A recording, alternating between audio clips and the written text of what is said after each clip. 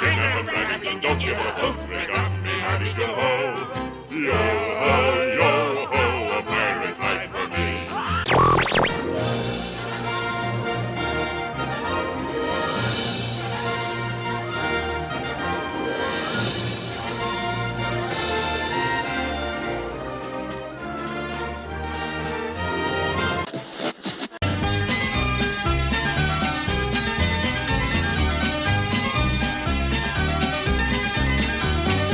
WDW Radio, your information station. Hello, my friend, and welcome to the WDW Radio Show, your Walt Disney World information station.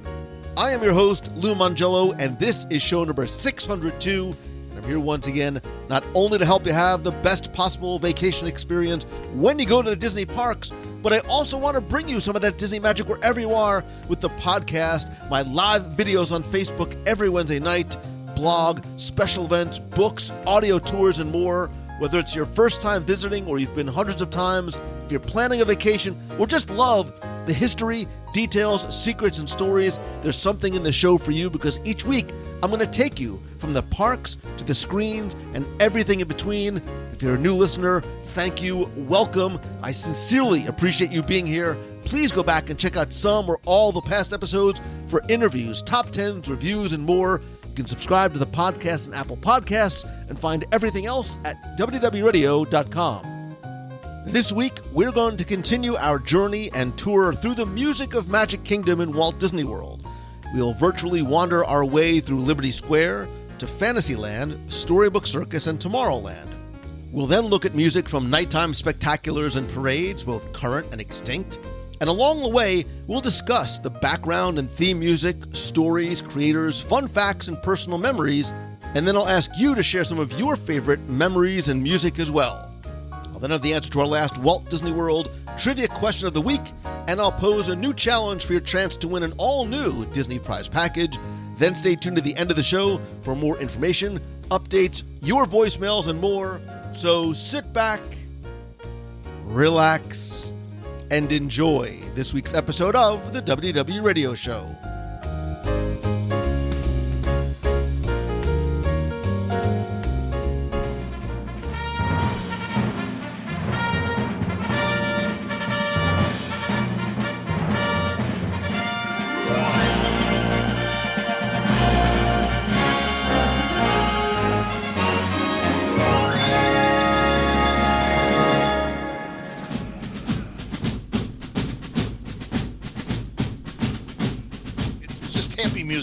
So I want to move to a place where maybe you can't sing along quite as well as you could in Frontierland, and it's Liberty Square, where, again, the background music is critical in establishing time and place, setting, and really story. And I think it maybe even is more so important here because of what this land represents. And it's interesting because the music here has actually changed over time. While many of the other lands, other than maybe Tomorrowland, the music has remained pretty constant since Walt Disney World opened in 1971. It has changed a little bit here. Now, much of it was heard and performed in colonial times and was written before and maybe even during the Revolution. So it has a number of different origins from it as well. There's a lot of different ballads and folk songs and stuff here. And for many, many years, up until about 2010, all of the music that was performed and heard throughout the land was recorded only using instruments that were available during the colonial period. So talk about the importance of details. Again, everything speaks. So they want to ensure absolute authenticity using only those instruments. And it was wonderful to go and listen. And when you had that bit of information in your mind and you would listen and sort of stand in Liberty Square and just sort of pay attention, you could hear the violins and the fiddles and the brass instruments and the recorders and the fifes and the flutes that were prevalent during that time. But again, I think it was about 2010 or so, the traditional music, and we'll talk about what some of those songs were, it actually changed to more patriotic songs. And I think ones that maybe were and are more familiar to contemporary guests, but I think still sort of evoke those same types of sentiments, and certainly still help to establish the same type of atmosphere that's so important there. So they added in things like America the Beautiful that were non-existent when the Revolutionary War took place. Right. So a lot of songs that you might not have heard that were sort of more, you would hear Greensleeves and In These Delightful Pleasant Groves, as opposed to songs that are more things you heard later on, like the Battle Cry of Freedom and the Recruiting Czar, Glory Hallelujah. So it's even the feel and the tempo of the music is very, very different. I did not know that. Thank you, Lou. I didn't know in 2010 they changed it either. Yeah. Right, because it was right after I released my audio tour to Liberty Square, so everything that I said was completely wrong. No, but it's interesting, and you can go and you can find online some of the old and newer ones, and they were performed by brass bands and wind ensembles. I know the Eastman Wind Ensemble and the Chestnut Brass Company were two of the groups that performed a lot of the music. And I think if you still go to Liberty Tree Tavern, you can still hear some of that music there. I know Greensleeves, I believe, is still performed there. How Great Is the Pleasure. There's a few others as well that normally would have sort of bled out into the land, but not as much now. And I get it. There is a sort of a little bit more of an upbeat, patriotic feel to the music in Liberty Square now, which also makes sense, right? Because the revolutionary time period was full of a lot of that sense of patriotism and energy in terms of creating this new nation. Sure. And I for me, I'll be honest with you, Liberty Square, and I don't know if it's because the land is, the land is smaller than the other lands. Well, it seems smaller to me. Let's put it that way. And then you have that weird house in the corner there that kind of stands on its own. That I don't really, I obviously you hear the change in the music, and for lack of a better word, I always would call it the fife and drum to kind of, again, get you back into that period that as you're walking in it, along with the architecture and all that. But for me, the Liberty Square background music has always, I haven't delved into it as much as I probably should have paid more attention to it. So I actually learned a lot there. Thank you again. Well, Dave, if you want to learn even more, you can find out more and hear some of that background music on the audio tour. But of course not. Well, because I had the blessing of time to be able to. It's a snapshot in time. It is a snapshot in time. But it's interesting to hear and to look at the music from pre-2010 to what it is today, right? So you have more of like the wind instruments that were much softer and lighter, to now there's a lot more percussion and brass that's a little bit more maybe a little bit more upbeat, especially some of the songs you could hear that were composed during Civil War era and things like that. How does the music in Liberty Square compare with the American Adventure or the American Pavilion, as far as, because I know there's a fife and drum live act over in Epcot. Would you call that more pre-2010. It's over in Epcot, or I think it's more. I think it's more in alignment with what you'll hear in Liberty Square now. Now, okay, yeah, right. And it's funny when you said that, the fife and drum. I thought about the fife and drum corps that performs in a near American Adventure in Epcot, and it made me think about the Sons and Daughters of Liberty live show performance that would take place in Liberty Square, where a fife and drum sort of processional would come out, and they would actually anoint a boy and a girl, a son and daughter of Liberty, every day, and you'd get a scroll and you'd get a coin. Again, I never got called on Romper Room. I never got called. I was never son and daughter of Liberty. It's one of the things that still scars me all these years later.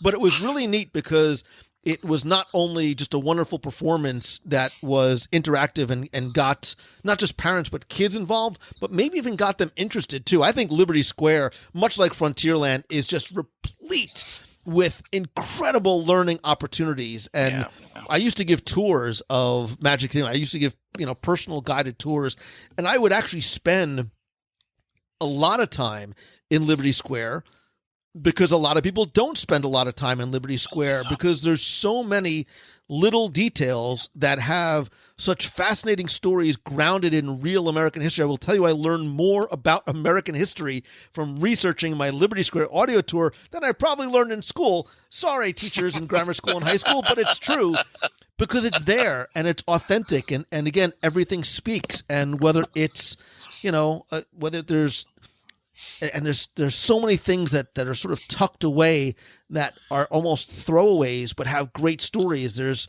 over by where the Hall of Presidents building meets up to the back of the Columbia Harbor House. There is this, it looks like a brass plaque of these intertwined hands that 99.9% of the guests might never see, or if they do, they walk by it. But there's a meaning to it, and there's an important part of American history in terms of its origins and where it came from that ties into the story of Liberty Square. A lot of people know of the Minuteman rifles or the 1 if by land, 2 if by sea, but you might not notice some of those other things there. And I think the music too is all part of that connective tissue of storytelling, which is so important. And again, Liberty Square is so much more than the sort of quote unquote the 3 main attractions that are there, certainly than just the Haunted Mansion. Which it is your audio tours. I have learned so much more from Disney than I ever did in high school. So yeah, apologies there, because I'm actually Facebook friends with some of those teachers I had. But anyway, your audio tour took us to a different place.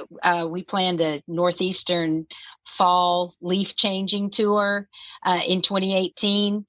And I had just listened to the audio tour of Liberty Square, and I was like, say, Andy, how far is Concord from Boston? Yeah, I'm not good at geography. He's like, not very far. I was like, we gotta go, because saying it in the opposite direction of how it should be said, they got a bridge up there in Concord that matches the one at Disney World, Liberty Square, not the one in Liberty Square was built to match the one in the shot heard around the world. But yeah, it was. If it weren't for you, I would have never known that, and would have made us go to Concord and get another history lesson. See? That's what I was saying. It's like, look, I think, as somebody who was taken out of school sometimes, I would miss a few days here and there to travel with my family because we drove everywhere.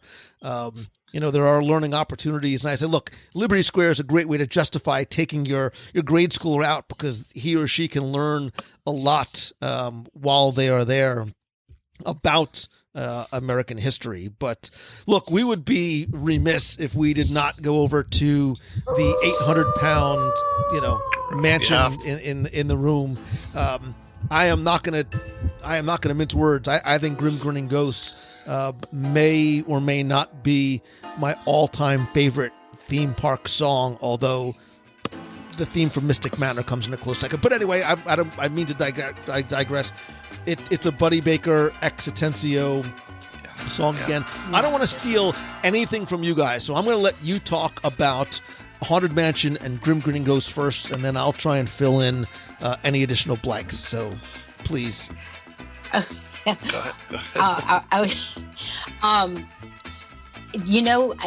I thought it might not be popular because I thought they're both going to say they love Grim Grinning Ghost more than any other song, and that's not my number one. But I do love it. It's my daughter's favorite theme song from any park. How it sets the mood. I mean, I have these recordings of outtakes that Paul Frees did of different laughs and the different. Oh, I love those. I have it too. I love that. I love that. And just every part of it, and it never gets old. And the singing bus. Actually, I am one of those few weirdos that loved the movie Haunted Mansion. So when they take the singing bus with them on the trip to the lake, and they're just singing in the back of the car. Anyway, I love Grim Grinning Ghost, but I know David has a lot to say on this, so I'm going to let him go. I don't know if I can add that much. It is, so obviously it is one of the classics, if not the most famous. 8 notes. It's 8 notes. It's simply 8 notes, and it's amazing what they've done with those 8 notes. You know, ba da da da da da da. From the moment you get into the queue to the stretching rooms and start going through some of the earlier rooms until you fall backwards, which I didn't know you fell backwards until I listened to an audio tour one day. And then the tempo picks up, and you've got the singing ghosts and all that kind. It is just a masterpiece. If I can, and like you said, 2 legends, Buddy Baker, Extensio. This is why they're legends, right? This type of work is why they've become legends. It's a song that transcends the theme park. It's a song that you remember almost all the time. I remember listening to a Disney CD, Music from the Parks, where they had whoever the popular artists of the day were, and the Bare Naked Ladies did a cover of that. And it was one of the greatest covers of Grim Grinning Ghost there was. I don't know how much more I could add, because from the original melodies to the arrangements and the different ways they score it, it is so good. It is so good. I wish I could speak more eloquently on it, but listen, I can. Hey. I think it is brilliant in, not just to your point, Dave, in its simplicity, but brilliant in its ability to tell multiple stories. It's the only song you hear through the attraction and you feel like you've heard 5 different pieces of music. One little asterisk caveat: you do hear a few notes of Here Comes the Bride in the attic scene, but I don't necessarily count that. But how the arrangement progresses from it being something very scary and dark and eerie in the library, and then it gets louder and faster and bolder as you go to the dining room, and then all of a sudden it's this very sort of whimsical, fanciful party-like atmosphere in the graveyard scene. It is spectacular in just how simple that it is. And did you know that you probably would not have had a song like this had it not been for Pirates of the Caribbean? Because the reason why is because X had done the lyrics for Pirates, and because the song was so popular and it was so closely associated with that attraction, X and Baker were sort of tasked with, we need that again here. So Baker, you do what you did over at Lincoln and Carousel of Progress and X, you take whatever sort of magic you did over there, and you bring that to the Haunted Mansion. However, do you know that the inspiration did not necessarily come from something that was contemporary, but from William Shakespeare?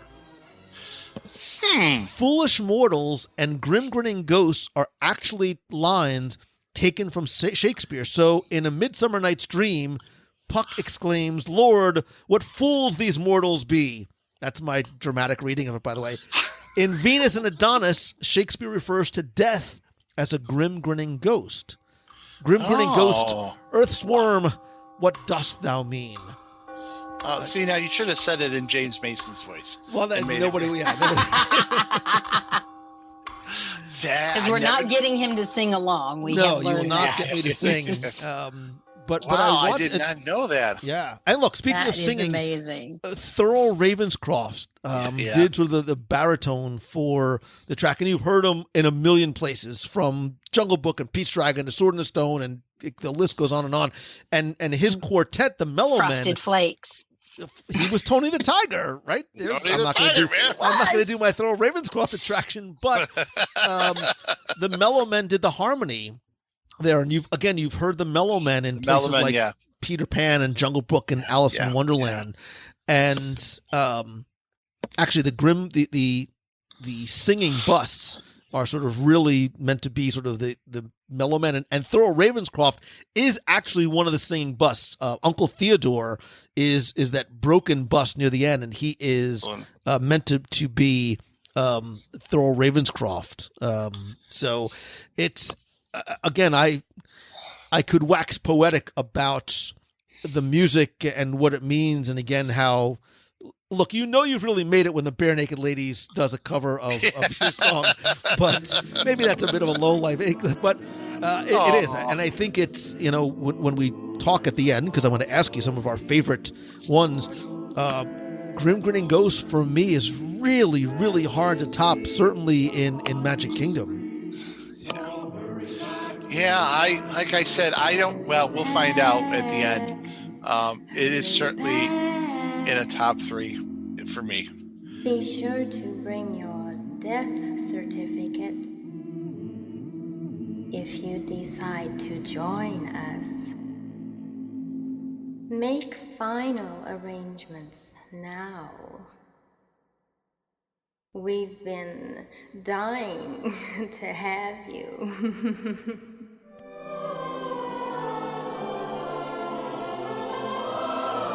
So let's move on to Fantasyland, and again, when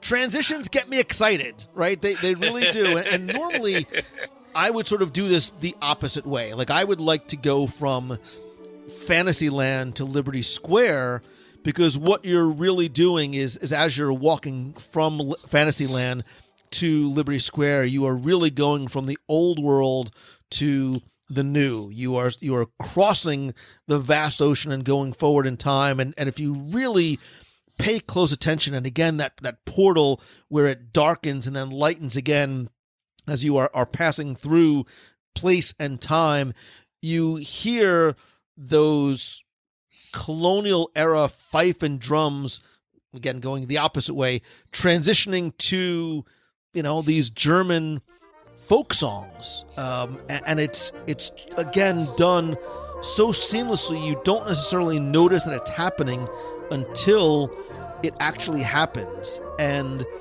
one of the things I love about Fantasyland is it's such a pure Walt Disney creation, right? I think to a certain degree, it was very much almost the impetus for creating Disneyland and sort of grounding it in those familiar stories, and then obviously translating it over to Walt Disney World.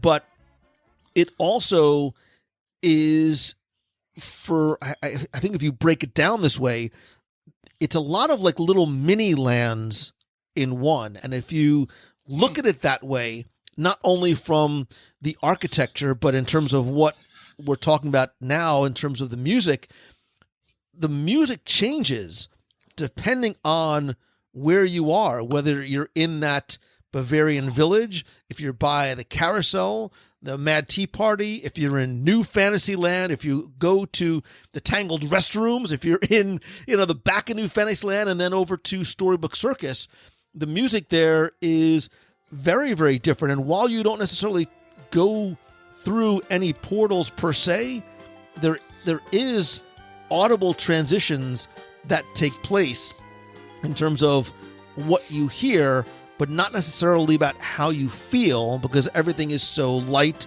and bright and whimsical and upbeat. And so I turn to you, my friends, to share your thoughts on Fantasyland, both BGM, background music, as well as attraction songs.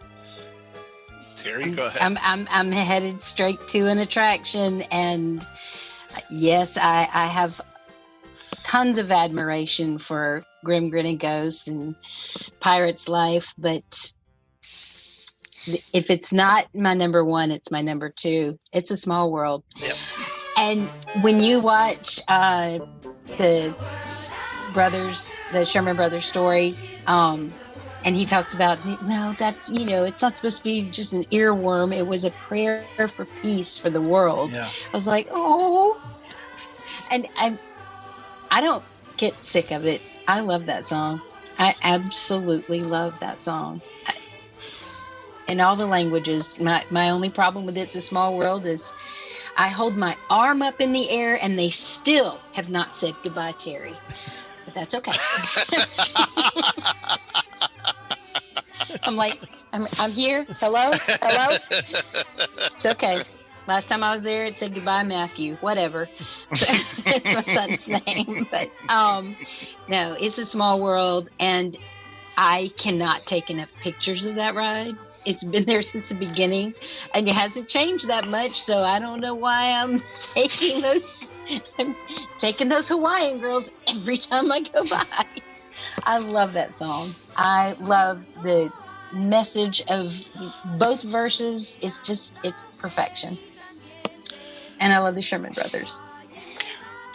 It is we at least I mentioned it a couple times. It's another extremely well crafted song. Chord wise, melodically, the two things just fit together as you're going from one room to another room, and it's so well done. And I Terry, you brought it up, but the first time that I think it was the first time Lou had Mr. Sherman on the show, and he was talking about Small World, and he said, we think of it as a prayer for peace.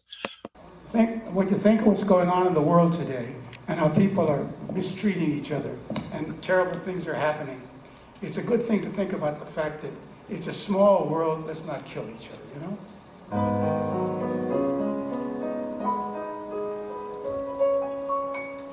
It's a world of laughter, a world of tears. It's a world of hopes and a world of fears. There's so much that we share that it's time we're aware. It's a small world. After all, there is just one moon and one golden sun, and a smile means friendship to everyone. Though the mountains divide and the oceans are wide, it's a small world after all.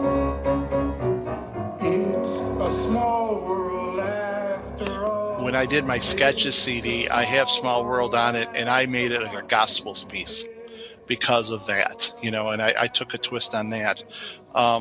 But the way that song, I know people go crazy over it and they're sick of it and blah, blah, blah, and yada, yada, yada. I don't care. It's the things that we talked about with Grim Grinning Ghosts and its simplicity and how it works. You have to say the same things for Small World. You have to.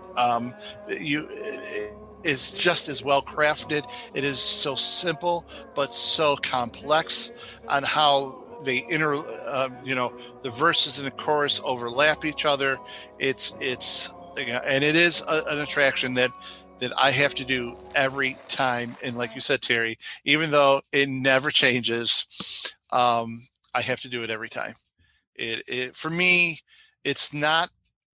There's other attractions in Fantasyland that for me are more nostalgic, but the Small World is definitely one of the. And again, this is like I said before, this is a song from an attraction that transcends the theme parks as far as I'm concerned. I don't want to be blasphemous, but I wouldn't be opposed to them adding some IPs like they did in Disneyland. So, in terms of character dolls from attractions. From I don't have a problem. Yeah. Yeah, I mean, according to Robert Sherman, who's Robert Sherman's son, according to him, this is the most performed and translated piece of music in the world. And yes. In terms of the creation of the song itself, I would never presume to try and retell or convey the story that the man who wrote the song told himself back on show 80. But this idea of this, like you said, this song that could be easily translated. And again, much like we talked about the similar threads between here and Grim Grinning Ghosts, it was this simple song that was memorable and singable, that was sung and presented to Walt as a ballad. He said he wanted a little bit more upbeat and cheerful, so they're able to simply speed up the tempo, sing it a little bit differently in counterpoint, and all of a sudden, this Children of the World attraction became the name of the song. I mean, It's a Small World became the name of the attraction itself, which I think is just a testament to how powerful it is. And again, sort of transcending the theme parks into popular culture. I mean, everybody knows, love it or otherwise, everybody knows It's a Small World. But I mean, it's in Lion King. Come on. Well, I was going to say, Scar is a bad guy. Let's just remember that. But it doesn't mean he's a bad guy. A bad guy. Is there other music for you in again? So as we're sort of walking through, so we can sort of even we'll sort of virtually walk through with as we enter from where we are. We have I think we have to sort of mention the Tangled restroom area, right? As we start to move into this medieval fair that's going on, there's a lot of woodwind instruments. There's a lot of guitar as you start to go into this Bavarian village where you've got, Peter Pan's flight, and you can see these sort of these fair tents that make up the facades, as well as the timber-framed cottage of Pinocchio Village House.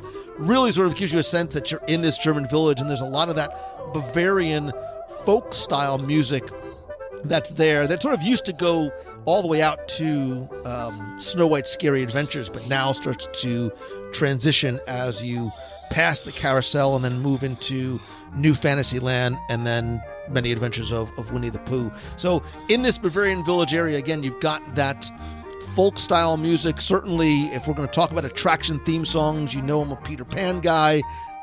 You Can Fly, Second Star to the Right, just are meaningful to me for so many different ways. Dave Rashoni, I still have on my wall the thing that you gave me about why Peter Pan is the greatest character in Disney history, and the music from the film, which is arguably still my favorite animated film, is just wonderful, and some of my favorite attraction music anywhere in the park. You take it, David. I hear Howard Ashman and Alan Menken knocking on the door, so I'm going to let them in a minute. So you go ahead with Peter Pan's flight. Okay. I'll wait my turn. Okay. So I think Fantasyland for me, outside of what we just talked about, the Small World, all the attractions for me are kind of in the same boat. I would have to say, and I'm kind of just scrolling through my notes here, that Fantasyland is the one land that has the most attractions that are built off of previous films, right? Peter Pan, Little Mermaid, Dumbo. And what I love about that is the scores from each of those films are obviously interwoven with the attractions. So because, and it, for me, it's the nostalgia. It's I love Disney because, growing up, we didn't visit Disney a lot. Like I said, our family did, but we saw movies a lot. And from those movies, I connected with the music a lot. So where some people were collecting storybooks, of the films with the real little records and all that, remember the old, storybooks with the 45 or whatever it was, right? Yep. Okay. I have songbooks, illustrated songbooks, so I've attached myself. So Fantasyland becomes one huge nostalgia ride for me, whether I can't fit in Dumbo anymore, but that's besides the point. Mad Tea Party, Winnie the Pooh, all that. And of course my absolute love of Peter Pan's Flight, which my wife goes, why do we run that? It's so old. And I go, because it's my favorite old time movie. That's why we're doing it. But you're right, Lou, the scores for each one of those films are classic, and it just brings back some really wonderful old memories for me to be kind of immersed with each of those scores on each time we get into those rides. That's kind of what, and of course, Philharmagic is one of my favorites too, because of the later classics, if you will. I'm not sure how we categorize those anymore now, but right, it's sort of like a recent best of the best. Yeah. I mean, maybe when Howard Ashman and when Terry has her guests come in, they could speak to that side of it. But that's my overriding films. And like you said, Lou, and like we've said, over and over, the background music just keeps you in that mood, in that zone, if you will, all the time that you're in that land. So. Okay. Okay, well, where I was going to jump right over to Bell's area there, and also I'm going to stay right there before I get to Ariel. Oh gosh.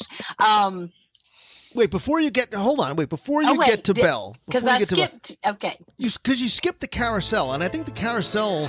Bears mentioning. That is so true. I think the carousel absolutely bears mentioning because, again, it is the best of the best of the very, very best. Yeah. More importantly, the carousel, the Prince Charming Regal Carousel, the music is adapted and adopted to feel like a carousel from 1917 when it was built, and it has this.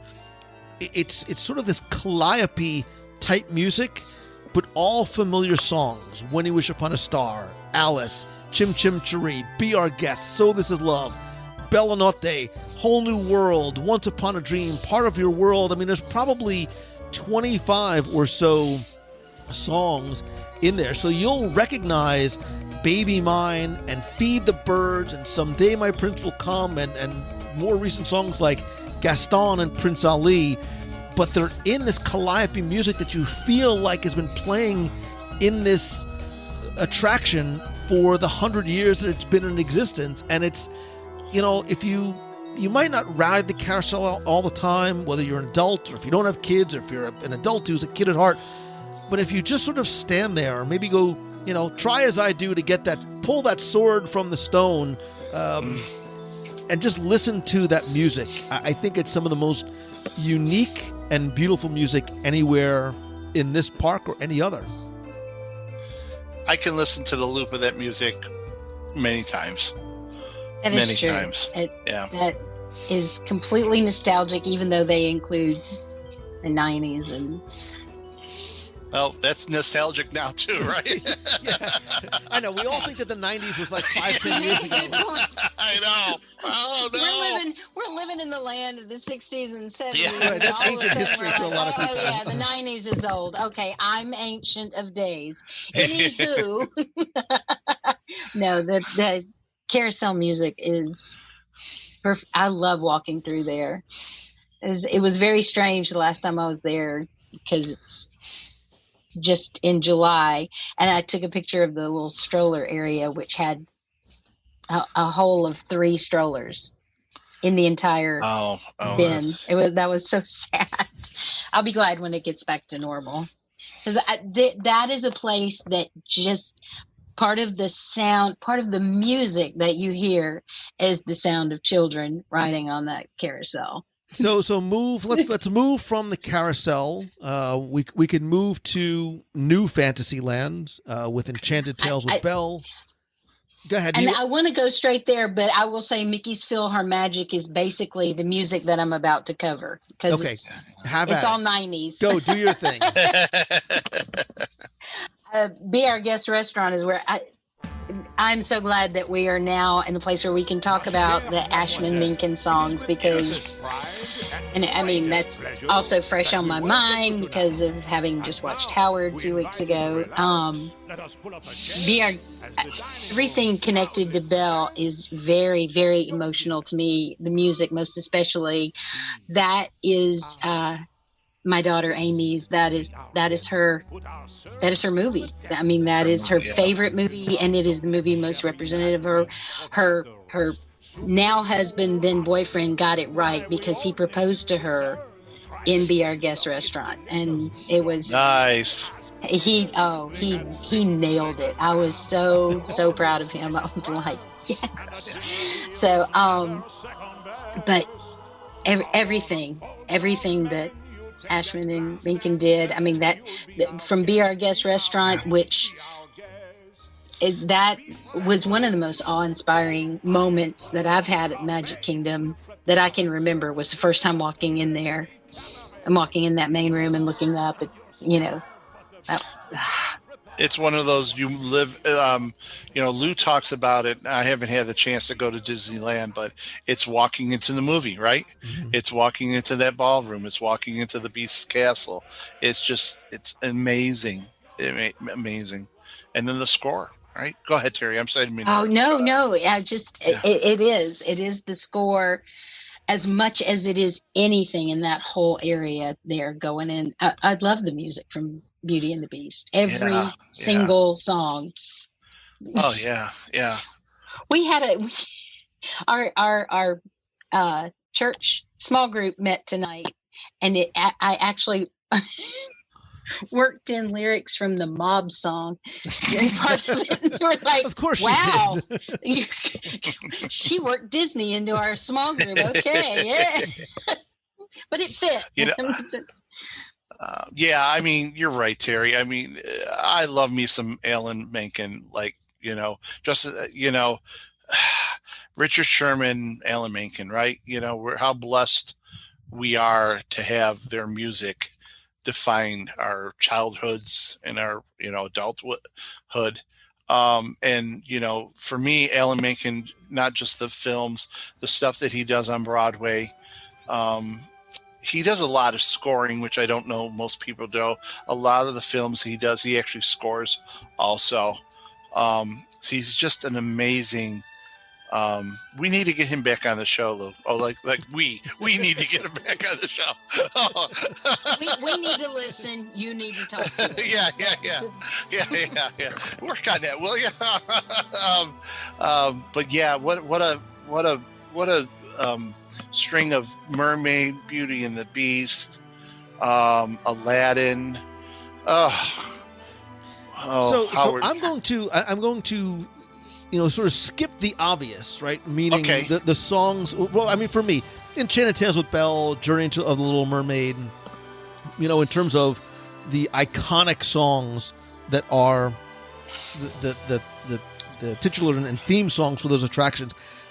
I want you almost more to pay attention to the area music itself, and to a certain degree, a little bit of the lack thereof. Now, again, I'm only going to reference the audio tours because they did come out pre-New Fantasyland, so this area did not exist here. But I want you to, the next time you take a look at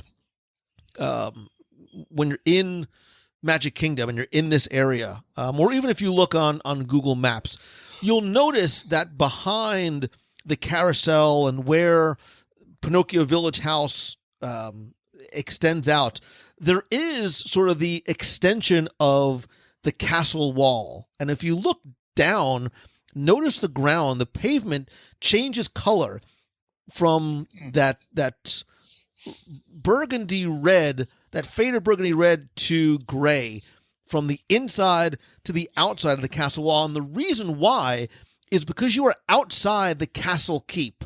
And if you look at the Many Adventures of Winnie the Pooh up on the top, you'll see that there's an extension of those castle walls there, making you feel as though you've left the confines of the castle keep and now you are in sort of this Fantasyland forest. And I think Disney deliberately not only toned down and turned down the music here, but almost has very little background music playing here because they want you to hear more of the sounds of nature, right? So if you go by the Beast Castle for Be Our Guest, you'll hear the waterfall, you'll hear the rustling stream, you'll hear birds chirping. Same as if you go over by Mine Train, especially in some of the corner areas where there's a lot of trees and greenery, you'll hear a lot of natural sounds. As you go back behind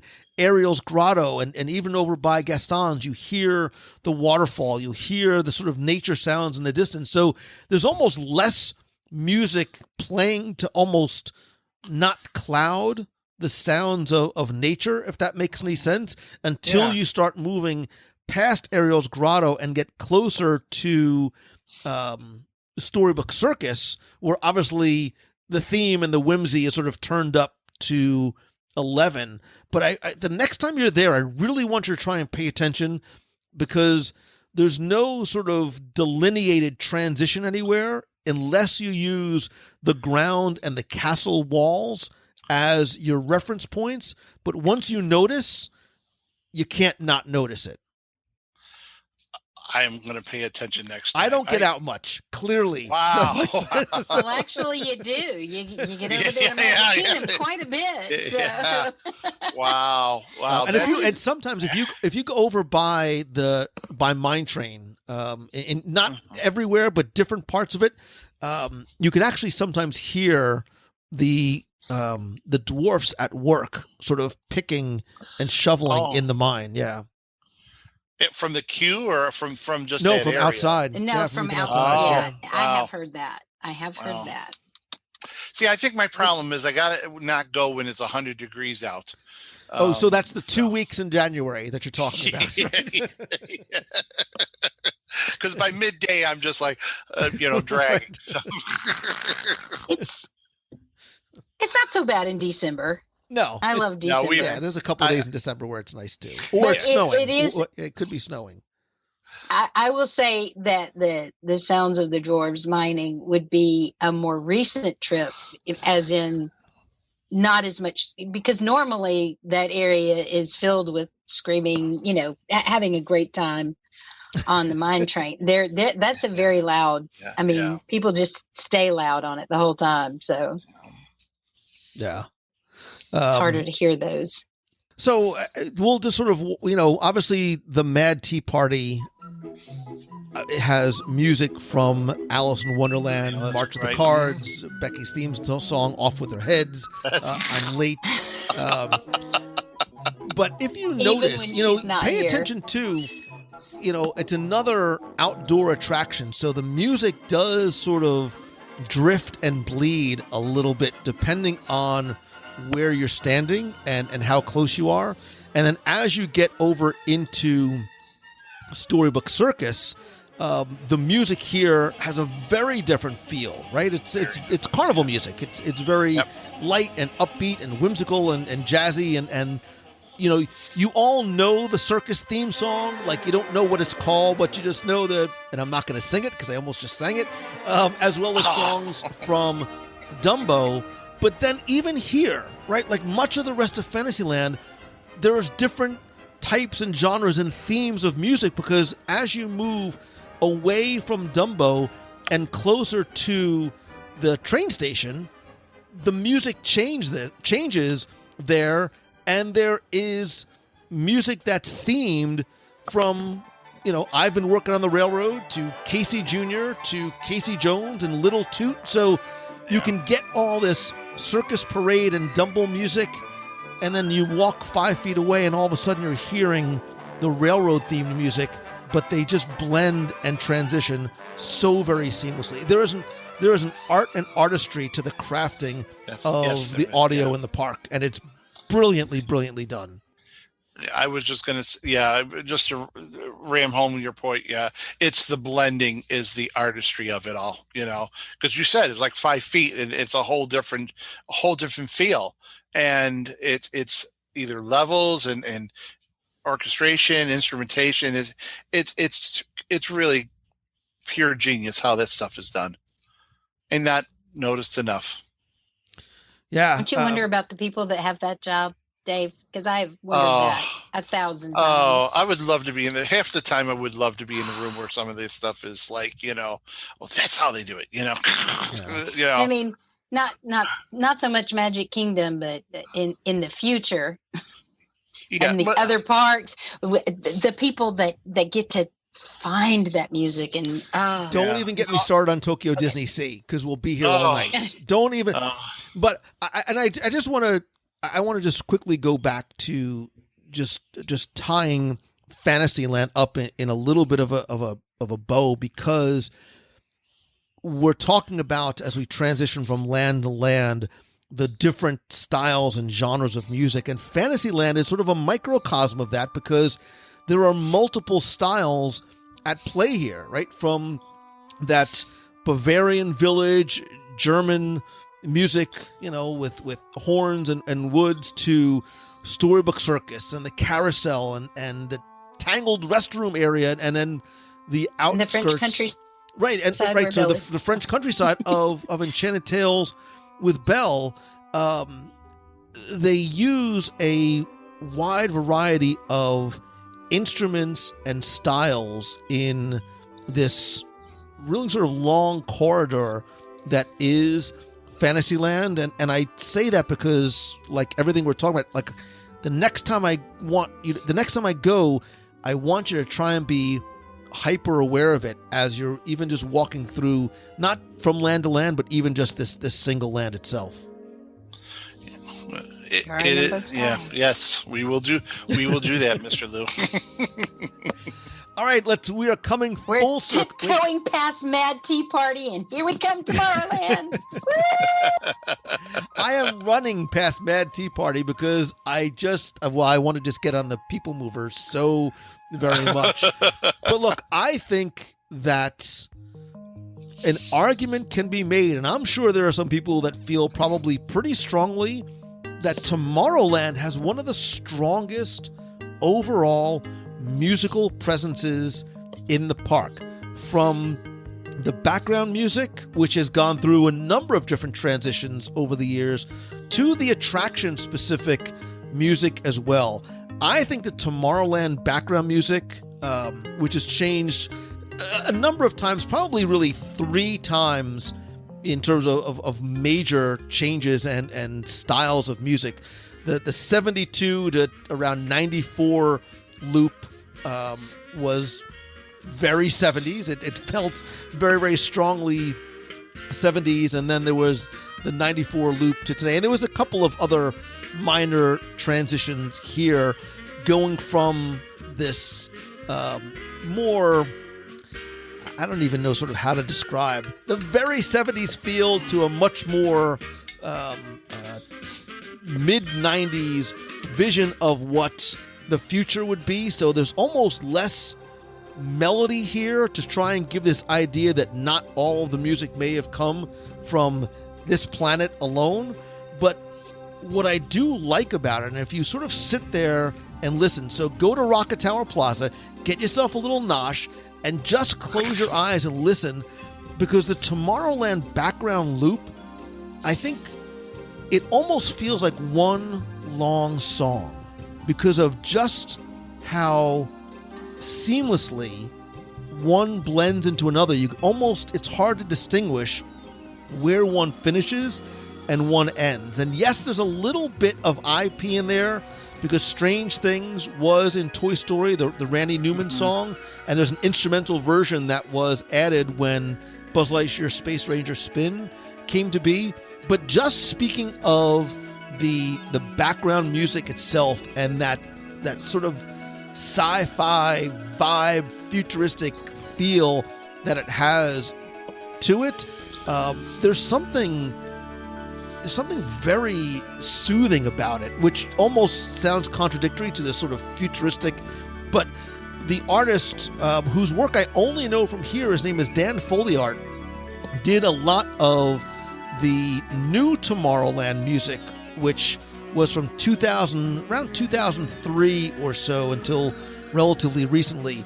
And again, it's got, even the titles are sort of very futuristic. Right? It's the Moons of Saturn, which is actually Moons of Saturn, I take that back, is from Miracles from Molecules, which is a Sherman Brothers song, which was rearranged by Foleyart. But there's Ghosts of Venus, Liquid Space, Space Kitchen, Dance of the Molecules, Planetary Motion. So these are all new songs that follow a certain arrangement, while other songs like Great Big Beautiful Tomorrow, Strange Things, and Seize the Future, as well as a song from If You Had Wings, was rearranged. The Buddy Baker song was rearranged to fit in to this same style. And I think what it does too, if you really pay attention, and where I said it, sitting at Rocket Tower Plaza is a great opportunity to hear this, the sounds of Tomorrowland, and I don't mean the music, I mean the sounds of the jets and sort of that air pressure releasing as, I was going to call them star jets, as Astro Orbiter comes down, the Tomorrowland Transit Authority going overhead, those sounds of those mechanical type sounds really blend into the soundtrack very well. And I have to assume it was very intentional, and Dan Foleyart and whoever sort of brought it together, the sounds of the land do not contradict the sounds from the music, much like they don't in Fantasyland, if that makes any sense. Yeah. Okay. It all works together. Go ahead. I still miss the 94 to 99 editions of the song. Those are the ones we listen to around here. But everybody sort of has their favorites, right? Those who know the Tomorrowland BGM have their favorites. Yeah, I love what they have now. I just loved that mid to late 90s groove very, very much. You can buy a lot of that stuff. For me, Tomorrowland music has sort of the same problem as Tomorrowland the land is, right? Like, it becomes dated. It used to become dated fast, let me say that, right? So in the 70s, if you wanted music to sound futuristic, you used good old analog synthesizers. What was it, the Moog synthesizers? Yeah. No, that's it. Yeah, Moog was certainly the most popular one. But yeah, the stuff like turned on Bach use, that sort of stuff. So the synthesizer, quote unquote, was the future sounding, and a lot of the music from that became synonymous with the future or Tomorrowland. But as technology, develops, the synthesizers, much like vinyl albums went to digital CDs, you went from analog synthesizers to digital sound, which sound different and then can be manipulated even different. And I think that's where some of the why things change, Lou. I think that's, why it sounds, they're able to do more with it because it's more digital and it can create sounds and all that kind of stuff versus how the inner workings of an old analog synth used to work. For me, the music in Tomorrowland, especially the backgrounds, I mean, there's only really two, when we get to talk about 2.5 songs or attraction things that really stand out for me. But Tomorrowland, of all the lands, still is one of these where the background music, and I don't really have a favorite of, which background loop is my favorite, or it all serves that purpose of I'm in Tomorrowland now. It all serves that sort of purpose. So I don't have a clear winner or favorite as far as that's concerned. I just think Tomorrowland always has that problem of what that music of tomorrow will ever sound like. And I anticipate it, much like they swap in attractions or paint, or how the paint is different or signs are different. I think they're always going to have that sort of thing. But if they ever touch Carousel of Progress, then we're going to have to go. Then we're going to deal. But anyways. Well, and I think tomorrow, for songs that are, for the most part, let's leave Frontierland out of and even Main Street USA. But for background songs that normally are not necessarily recognizable, I think, Terry, to your point, I think that you are not the only person that has this affinity towards that very new agey feel and sort of atmospheric sense that the 90s songs gave you. Like, I think a lot of people know the song Behind the Waterfall and Bubble Shuffle because they are familiar, and we've seen them on our iPads or iPhones or MP3 players, whatever it is, how that you do it. And we've also heard some of these songs play other places too. So you've also heard some of those songs play in Epcot by Wonders of Life and by Fountain View as well, because they fit, right? They fit not just in Tomorrowland, but they fit over there as well. And I think that's why so many people miss those when they switch to what the current background music sounds like. But I also think, if we start to sort of not look at the backgrounds, but the attractions themselves, you say, oh, well, obviously there's songs from Toy Story or, whatever. I think that some of the best music is actually in Space Mountain. I think Space Mountain... Yeah. And I'm not just, look, if you're ever having a bad day, you just find that Star Tunnel music and put it on, and all the troubles in the world just fall by the wayside. Just melt away. Yep. Very true. I do feel like we kind of got ripped to the Space Mountain in Disneyland. Has, I don't know if it's still there, had that really, really great score by Dick Dale. And I wished so much that we could get that. I tried to make it work by pushing start as soon as we went off, and I had earbuds, and I was like, I can do this. I'm going to make this Dick Dale work, because it is exactly the length of our Space Mountain. So I thought maybe it would, but it just wasn't the experience I hoped it would be. And you can find a lot of the Tomorrowland area music online, as with a lot of these things. You can find a lot of these again. Names like Bruce Mitchell, David Lance, Peter Buffett, Vangelis. Right. Larry Carlton did both Bubble Andreas Shuffle and Vollenweider. Yeah, I mean, again, household names, right? But they can be found, and you can hear them not just as you walk through Tomorrowland, but as you ride on the TTA, which is one of my favorite ways and places to enjoy it. But I think, if you have to sort of sit down and put on a background music loop from anywhere in Magic Kingdom, if you don't want sort of the tried and true IP based Fantasyland songs, the Tomorrowland background loop, whatever sort of period fits for you, whether it's the Moog synthesizers of the 70s and 80s, whether it's the new age of the 90s, or what the current version is with a lot of the Dan Foley art music. I think they're all really, really wonderful. I mean, the 70s one feels like the 70s, but the other two, I think are really, really well done. And some of my favorite background music anywhere in the parks. Yeah. I could see why. Again, there's just, I mean, we're like broken records tonight, but again, it's the execution of what music does to a park, a land, an attraction is well done. Again, it's just perfect. Do we talk about attractions yet or no? Go ahead, man. Have at it. Yeah. Well, you talk about attractions before we leave. You're hungry, aren't you, Lou? Wanting a burger, maybe? I'm thinking.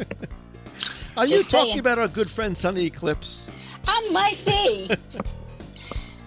Come on. Yeah, sing take it away. Go ahead. Sing it. Yeah. No, Planetary Boogie, man. You got to have some Planetary Boogie, man. Sunny is such a great little hidden gem, isn't it? It really is. Oh my God, I can't remember the gentleman's name. You've had him on the show. I have. Right. And it was really cool. Really? Yeah, he had him on an Cal earlier David. show. I had Cal David back on show 238. I interviewed Cal He David. tells some great stories about recording, how the whole attraction came in, him recording. If I'm not mistaken, he either co-wrote or wrote most of Sunny's stuff. Yeah. Really, really good stuff. As much as I love myself some Sunny Eclipse, I have to. I mentioned it earlier. If they ever mess with Carousel Progress, I'm going to be out there picking. There is nothing like a great big beautiful tomorrow. I mean, give me some. This could be. We'll have to see. This could be the top one for me for the park. I just love how the song changes from era to era. Terry, if we're ever in the room together, we're going to be loud and proud.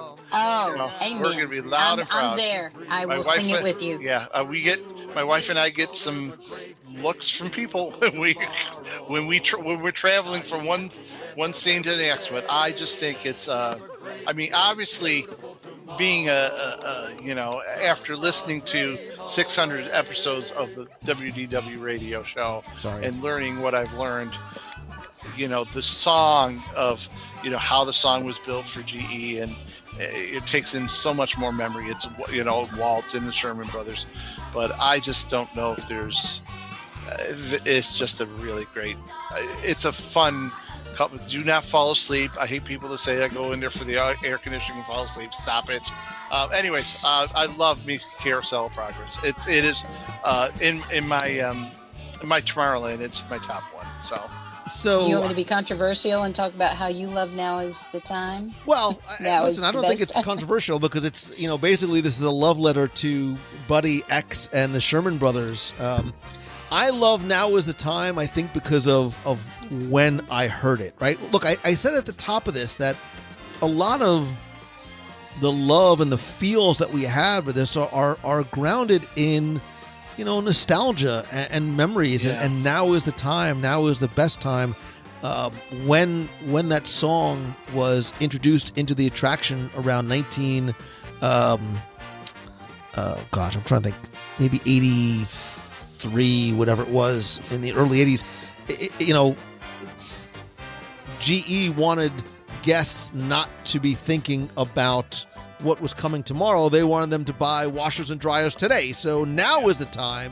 Now is the best time to do it. Yeah. And there was something, and I know maybe it was not a favorite of the Sherman Brothers, but I think because I remember being in Tomorrowland with my dad and being with my mom and my brother, there was something that sort of just stuck with it. I still love Great Big Beautiful Tomorrow. I'm not going to sing either one of them here, but I do sing, while I'm in the car or by myself. So, like you, and I think like a lot of people, we hope have to catch him. No, you don't want to eat. Trust me, you don't want to. And you can hear those in the Tomorrowland loops as well. But as long as we're talking about attractions, I have to give a little bit of love to. It's not current, but as long as we're talking about again, it's 1975, Lou Mongello. I remember riding Space Mountain with my dad when they used to have the seats where you sort of sat like basically like in between my dad's legs, and I remember giving him a fat lip because I threw my head back in it, whatever. But I remember, and when it opened in 75, it was sponsored by RCA, and as you entered the attraction, you heard an instrumental version of the theme song, which was Here's to the Future, and you saw the RCA, what was the name of the RCA dog mascot? I will give you a free audio guide. Nipper. Relax. His name was I Nipper. have all those. It was Nipper. What? It was Nipper. Oh, Nipper was the RCA dog, and he was in this like UFO that had the big sort of gramophone, and it said RCA welcomes you. But the song was Here's to the Future, and it was Here's to the Future. And I want to sing it, but I can't. I'll sing it when we're done. Is that the one that goes da da da da da? That's I know exactly what you're talking about. Here's to the future. Here's to the future. Here's to the future. That- It's a world full of color, of perfect harmony, a world That one full of plays on the music, a Explorer, living too. melody. RCA leads the way. RCA. There you go. I'm doing it in my very jazzy 75. I do not but remember RCA leads the way. I did.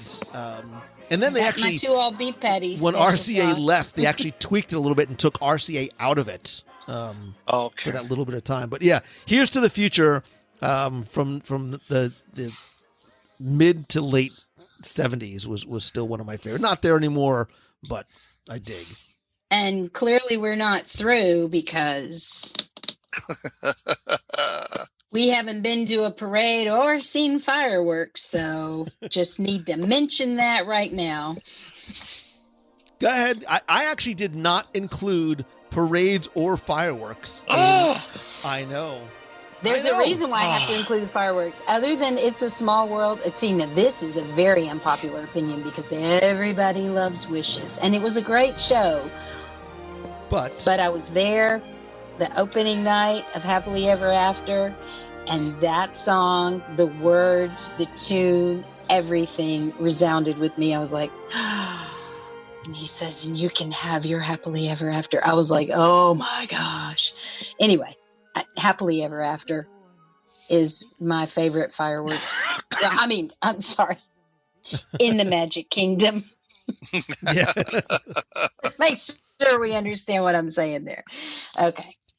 Yeah. You might have a different opinion once we go to another park, I take it. Yeah, I'm sure. Maybe. I might be with you on that. Parades and fireworks. Well, I mean, we have to talk about the big gorilla in the room in Main Street Electrical Parade. I mean, how do you not talk about but this will be unpopular opinion number 99. Go. I like it, but for me, Spectral Magic was musically so much better for me. But I mean, here we are talking about, they're both really, really good. At this point, we're talking preferences. I don't know if it was. I don't know why I preferred, and that's what I'm going to say. I preferred. I'm not going to say Main Street Electrical Parade when they brought it back. There's a sense of nostalgia that I do like. Do like it, but getting to know, researching the show, I always thought that Baroque Hoedown was written for the parade. It wasn't, right, Lou? Right. From what I understand, it was adapted for the parade. Correct. Which I did not know. Which is because it was a song that was from let me see, like the mid '60s. Yeah, 67. It was from created in 67 by early synthesizer pioneers, and he was French, Jean-Jacques and Gershwin Kinsley, and it was on an album called Kaleidoscopic Vibrations, Electric Pop Music from the Way Out. God, that doesn't scream 90 or 70s. Wait. Kaleidoscopic Vibrations, electronic pop music from Way Out. Way Out. In 19. Wow, that Tell me has that doesn't 67. scream. Yeah. Huh? But for me, Spectral Magic. Now, do you know? Of course you know. Who wrote the main thing for Spectral Magic, Lou? I do, but do you know Terry Cincinnati who wrote Spectral Magic? I would have to cheat on here and try to get it back to Spectro Magic Medley. Oh, David Benoit. No, David Benoit is a jazz piano player who covered the song for that thing. So darn tooth. So I got it from. Okay. Yeah, I know. I have that CD too. Lou is typing way too fast. Taver Shoney, Okay. have at it. Who wrote it? John Debney. He is a very famous film composer. He did little-known films like Hocus Pocus, Elf, Iron Man, Iron Man 2, excuse me, and the live-action Jungle Book. Yeah, I guess he kind of likes working with that John guy. But yeah, I was very like, oh well, that guy's got some chops, which is probably another reason why the needle is towards Spectral Magic for me. But Terry, I'm kind of with you. Happily Ever. I love Wishes. I love me some Wishes. But there's something about Happily Ever. Yes, and it was just so amazing. Like that first time I saw, the nostalgia for me is the first time I saw it. I relive that every time I see it. I think it might be because, again, for me, it's how the arrangements are put together. You know, you're taking classic Disney songs and putting them together this way. I don't know. When we get into the whole Hunchback thing, I start losing it. It's so good.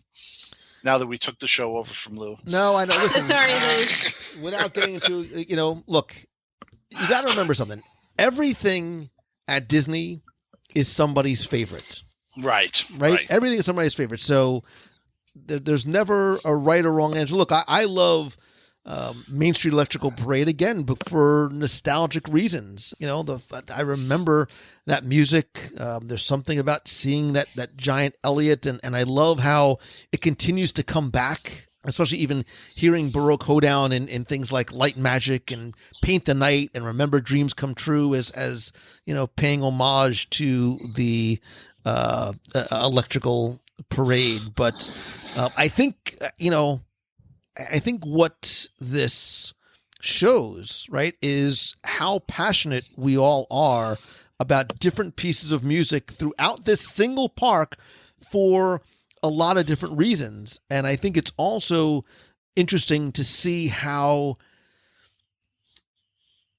as we go through and sort of examine both not just the theme music, but the background music and the transitions, some of which, are maybe, hopefully, they might have been unnoticeable to you before, but maybe we point them out to you now, just how impactful the music is. If I had to ask you your top three, what do you think if we had to sort of come with the definitive list of the top three attraction songs in Magic Kingdom, what do you think your three would be? You don't have to even put them in order if you don't want. Go ahead. Okay, but you're saying attraction. Does that mean that eliminate the fireworks? No, put whatever you want. The top three songs in Magic Kingdom. Go. You got 5 seconds. Oh, it's going to be me first. Uh-huh. Okay. It is going to be all the guys that turned me down at number 3. And it's going to be Happily Ever After at number 2. And it's going to be It's a Small World at number 1. I may go back and forth with the Happily Ever After Small World thing. So there, I did it. Dave Rashoni? Dave Rashoni elects number 1. Oh my God. Great Big Beautiful Tomorrow. Number 2 would be Grim and Goats, and number 3, everybody else. Number 3, probably.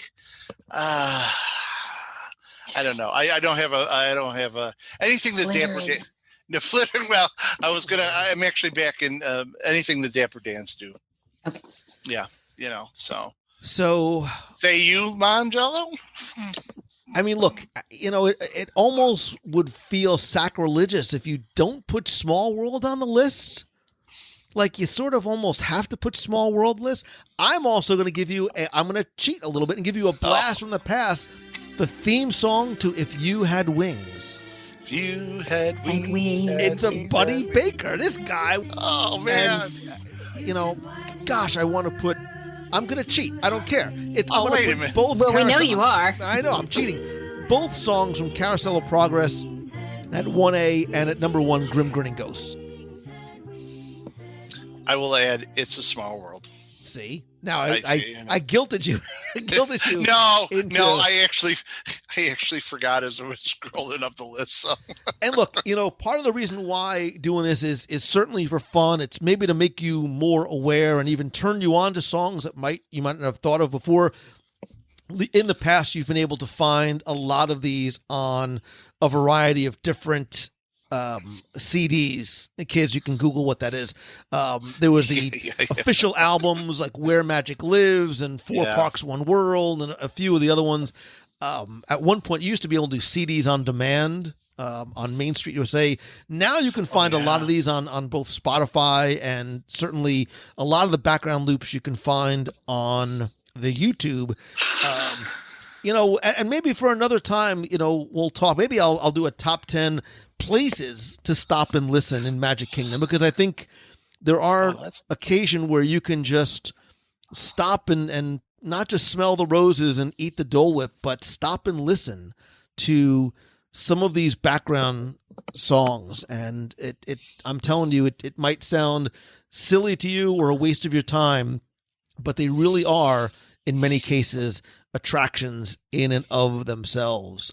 I cannot thank the two of you guys enough for spending the time on this virtual tour of Magic Kingdom with me. Again, the music is just so critical to the story, the storytelling, and the emotion. And it's why we go back. It's why we continue to love and talk about and revisit these parks, especially Magic Kingdom, over and over and over again. Again, thank you guys so very much. Dave Rashoni and Terry Simpson Doherty, in reverse order, ladies first. If people want to connect with you on the internets, where can they find you? I am Terry Stincy Dart. Wow, I can't say my last name. I'll write that down. No problem. I'll put your name in the show notes so you can just Stinson Doherty. And I do have a page, Our Magic Journeys, on Facebook. It's our.magic.journeys. So it's pretty easy to find it. If anybody's interested, they can always go ahead and visit djrmusic.com. I'd like to tell everybody that right now, the song that I wrote with one of our fellow listeners, my good friend Pete Bush, Choose the Good, inspired by Mr. Mongello, is up on the website. It's available as a free download. And I actually would like to offer anybody who is interested in sketches, for a limited time, if they use the code WDW Radio, they'll get 40% off the cost of their digital download. So I don't know if I was just allowed to do that, but you don't look angry. No, listen, I love good people doing good things, and spreading and sharing the good is as much a part of choosing and doing the good. So thank you all so much for doing this. I want to know from you, our friend, the listener, what is your favorite piece of music in Magic Kingdom, whether it be current, extinct, attraction theme song, background music, area music, whatever it might be. The best way to let me know is to go to WDWRadio.com, click on this week's podcast, leave it using the contact form there, or better yet, be heard on the air. Call the voicemail at 407-900-9391. Tell me which one you love and why. And you know what? Sing it. Sing a few bars and just have at it. Because as soon as I hit the stop button and disconnect these two guys, that's exactly what I'm going to do. If you had wings, you could do many things. You could widen your world. If you had wings, you could have wings. For you have wings, have wings, have wings. For you have wings, have wings, have wings, have wings, have wings.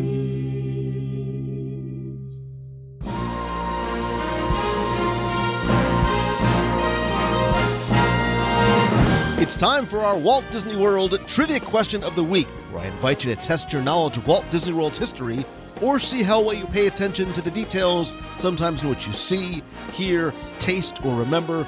If you think you know the answer, you can enter via the online form for a chance to win a Disney prize package. Of course, before we get to this week's question, we're going to go back, review last week's, and select our winner. So last week, as we started our tour of the music of Magic Kingdom, I got to thinking not just about the movies in the parks, but some of the characters as well.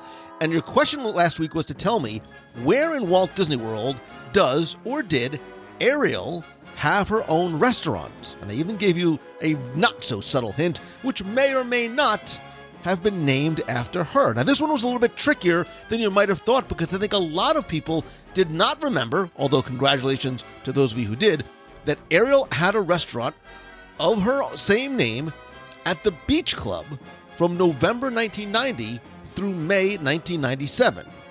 Now, during that time, it started out as a very upscale seafood restaurant and then eventually moved to a location that was primarily used just for special events, weddings, etc. Now, although it was called Ariel's, it did not have Ariel or any character. There's really a lot of references to the movie itself. What you saw was ironwork gates that were adorned with fish, light fixtures that had tropical fish, and hand-blown glass bubbles that added a little bit of whimsy. It had a lot of those teals and corals and muted pink colors, so it gave you a sense that you were under the sea, but Ariel, Flounder, everyone else, Ursula, nowhere to be found.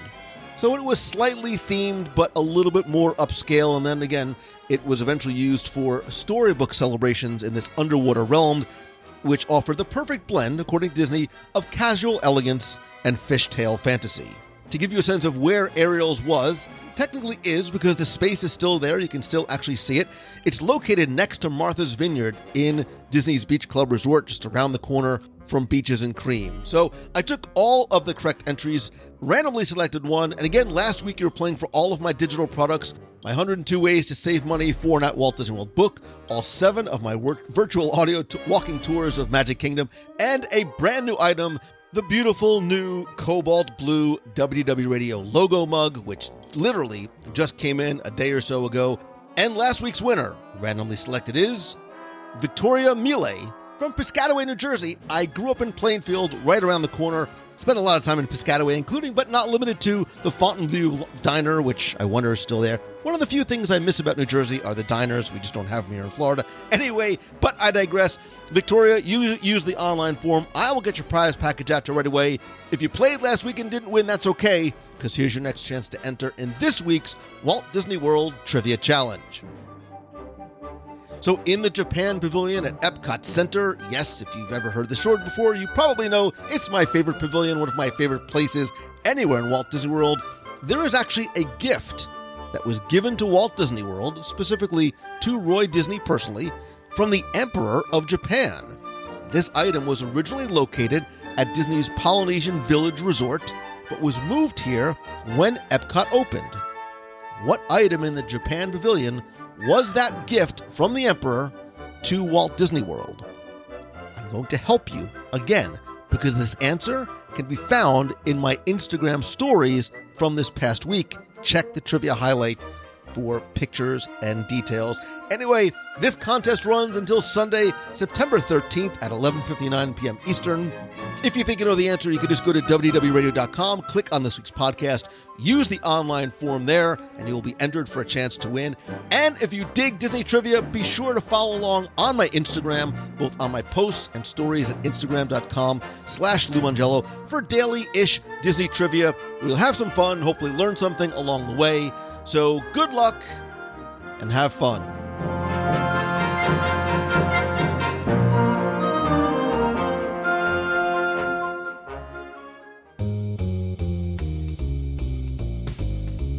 That's going to do it for this week's show, and I just want to quickly say thank you again for being here. I cannot tell you how much I appreciate you. I know how valuable your time is and how limited it is, and the fact that you spend and share it with me each and every week means more than you know. I need you to know that you are important and you are special and you matter, and I, for one, am incredibly grateful to you and for you. I would love for you to come and continue to be part of the community and the conversation by joining our Facebook group at wdwradio.com/community. There you'll not only find a link to the group, but other ways that you can be part of the community as well. Speaking of community, huge thanks to everyone who is part of the WDW Radio Nation family.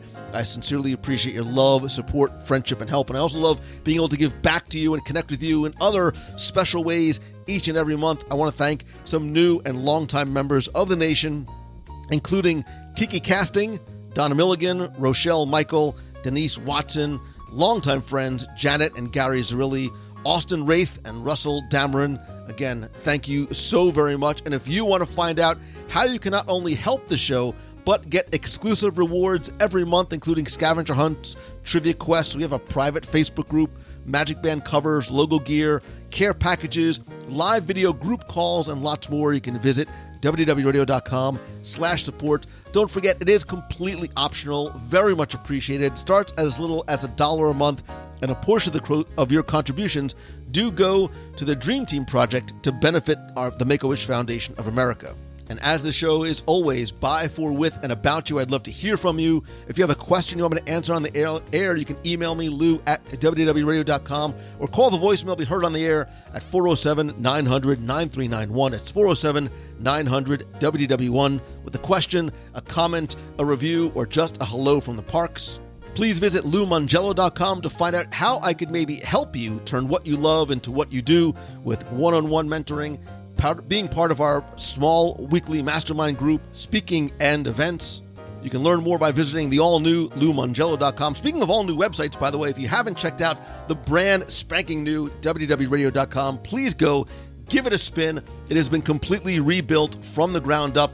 It is faster, it is easier to navigate, and there's a lot more content for you to find on the new site. And if you dig it, and I hope that you do, please do me a favor, tell a friend. Speaking of telling a friend, all I ask from you, my friend, and we are friends, whether we have met yet or not, is to please help spread the word. Tell a friend, tweet out that you're listening, share a link, and tag me over on Facebook or Instagram. And if you can, just take a couple of seconds to rate and review the show over on Apple Podcasts. It is incredibly helpful, very much appreciated. I want to thank some recent reviewers like Jennifer P. from Australia, who says it's a terrific podcast, fun and informative. I won't even bother trying to do an Australian accent. It's a must for first-time travelers to Walt Disney World or to relive the magic with Lou and his guests. Luis Carlos Pantoja Filho from Brazil says it's the best podcast about Walt Disney World. Thank you, Lou, for everything you do for the Disney community. And Anselo16 says it's the best podcast. I've been listening to Lou for years. I've enjoyed every single episode he's put out. The live reviews are my only ones I skip because they make me too hungry.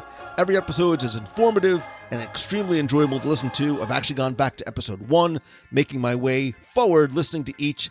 Even the earlier episodes are full of interesting conversations, interviews, and lists that any Disney fan will love to listen to.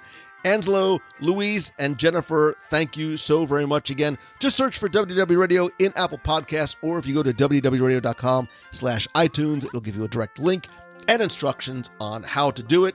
Quick thanks as always to my partners, more importantly, my friends over at MEI and Mousefan Travel. Whether you're planning a trip, have questions about booking an upcoming trip to World, Land, Cruise, Adventures by Disney, Becky and her team of agents are there to help you, all at no cost. You can visit them at mousefantravel.com. Finally, most importantly, thank you. I love and appreciate you so very much. I hope that this show brings you a little bit of joy. I hope it makes your day a little bit happier, maybe even inspires you to be better, to choose the good, to be the good, and do good for others as well. And I hope that this truly is your best week ever. If there's some way that I can help you, thank you in any way, please don't ever hesitate to reach out and let me know. I hope to see you in real life in the parks again soon. So until next time, thank you. I love you. See ya. Hey, Lou, this is Jeff Richardson, your #1 fan in Brookhaven, Mississippi. I just want to let you know I've kind of completed a milestone. I started in April of 2018 listening to your broadcast, and I would listen to the newest ones and then go back to the older ones. I've now completed all 601 in that short 2.5 year time. just wanted to say how WDW Radio has changed me. All my yard work and all my running have been dominated by the podcast in my ears. I watched a lot of movies I never planned on watching. I've read a lot of books I never knew about. Got to meet Lou in January of 19 because of his big heart and a lot of things that were going on in my family. That was a wonderful surprise. I spend my trips looking around the parks and saying, Lou said this and Lou said that. I joined the WDW Radio running team with my daughter, and we ran the half marathon in 2020. I often change my Disney dining reservations because I listen to a live dining review with Lou and Deanna and Marion and Nicholas. And, I'll have a lot of other things that I just don't even have time to mention, but I love Disney, and I especially, it's made it better that I love WDW Radio so much. So thanks, Lou, for just making my life better and adding a lot of positivity and joy into my daily life. Keep doing what you're doing, man. Thanks. Hi, Lou. It's Stephen Conti calling from Massachusetts. I wanted to call and congratulate you on 600 shows. I tried calling in on the Wednesday Facebook Live show, but I couldn't get through, which was great. It was so nice to hear so many people call in and congratulate you. But I wanted to call and thank you for the hours upon hours of entertainment and enjoyment and education you have brought all of us over the years. Obviously, we're all big fans of Disney, and thank you so much for bringing that into our lives when we can't get down there as often as we'd like to. And I also wanted to thank you for all of your inspiration. I was an attendee at Momentum 2017, which is coming up on 3 years ago. And that event continues to be, to this day, a top 10 experience for me in my life. It impacted me profoundly, both personally and professionally. And it's something that I reflect back on all the time as a parent and as a business person, and I thank you so much for all of that. So anyhow, hopefully everything is good with you and your family during this challenging time, and I look forward to hearing another 600. Thanks so much, buddy. Take care. Bye. Hi, Lou. Alan Cole here. Headed south out of Maryland toward our own Florida project in Winter Garden. Congratulations, Lou, on 600, and thank you on so many levels.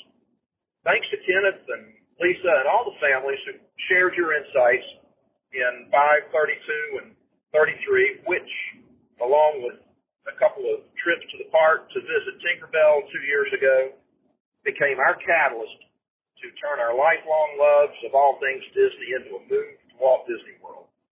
Thanks, Kenneth, for joining us for supper at Hollywood and Vine. You've become one of our early connections to Walt Disney World. And Lou, don't worry. My saintly wife, Amy, who agreed to give up her entire comfort zone in response to my incessant whining about finding my happy place, will probably have forgiven you for 5, 32, and 3 by the time we meet. So, to all of our new friends and our future friends, have a magical week, and we'll see you real soon. Hey, Lou, it's Christine Morrison again from Flowertown, PA. I'm just finishing up listening to show 600, and we wanted us to let you know what our favorite episodes were. So my favorite episode is my very first episode that I ever listened to. I was laying out in the sun at the pool because we had joined the pool club that summer, and it was you guys recapping and going over your first day ever in Pandora and going on your very first ride on Flight of Passage. And we had our big family trip set for the summer of 2017. And after I listened to that podcast, my mouth was like hanging open because you guys are so good at describing without giving anything away. And it made me so excited to go and get on that ride and keep listening to the podcast. I don't know if you guys remember what show number that was, but I believe it was the summer of 2016 or June of 2017. I forget. Anyway, that was my most memorable because it was my first.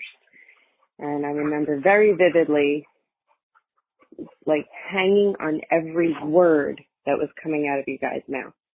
So that's it. That's all I have to say. I could go on forever, but I'm not going to. Have a good day, guys. Bye. Hello, Lou Mongello. It's Darlene Nagy, formerly of West Seneca, New York.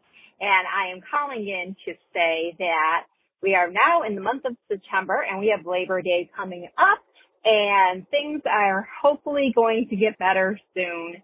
And just think about it. You've got, let's see, September, October, November, December, January, 4 more months until that Marvel cruise. Woohoo!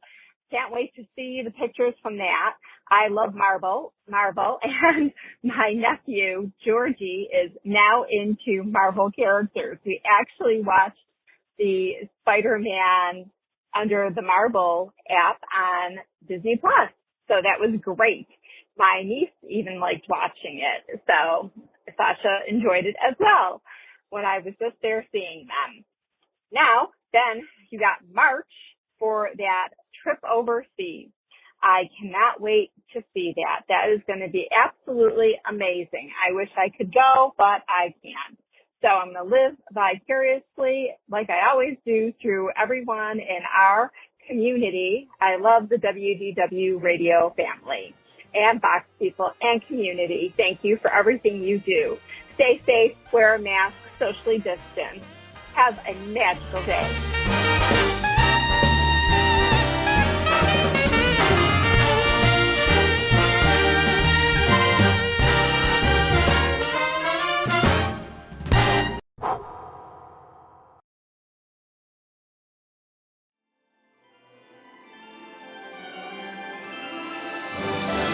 Music surrounds us, laughter that mounds us, whirling around this carousel of light and wonder. Though we say goodbye, we've cast a spell that won't be broken. Let this night forever live in our dreams.